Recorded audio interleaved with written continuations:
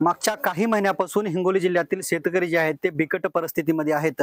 यापूर्वी शेतकऱ्याच्या हातचं मूग, उडीद, तुरीत आणि त्याबरोबर नंतर सोयाबीन आणि कापूस हे सर्व पिके जे आहेत ते शेतकऱ्यांच्या हातचे गेले.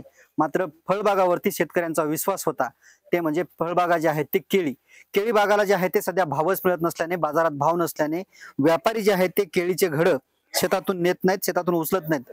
प्रति क्विंटल 200 रुपये ही या केळीला भाव नसल्याने केळी जे आहेत ते अशा प्रकारे जाग्यावरती केळीच्या बागा नासत आहेत, सडत आहेत आणि केळी जे आहेत ते अशा प्रकारे काळ्या पडत आहेत. हजारो हेक्टरवरती या वसमत आणि कळमनुरी तालुक्याच्या काही भागामध्ये जे आहेत ते केळी उत्पादक शेतकरी आहेत. मात्र केळीला भावच नसल्याने जे आहेत ते केळीचा संपूर्ण बागेमध्ये जे आहेत ते सडा पडलेला आहे.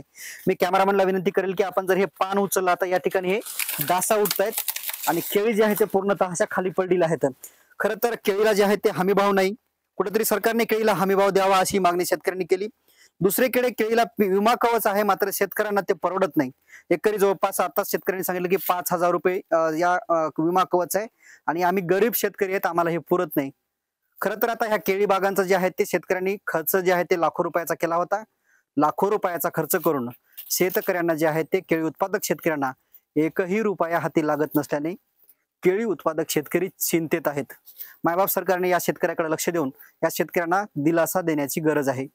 कॅमेरामन ज्ञानेश्वर वानखेडेसह मी रमेश चेंडके, TV9 मराठी, कळमनुरी, हिंगोली.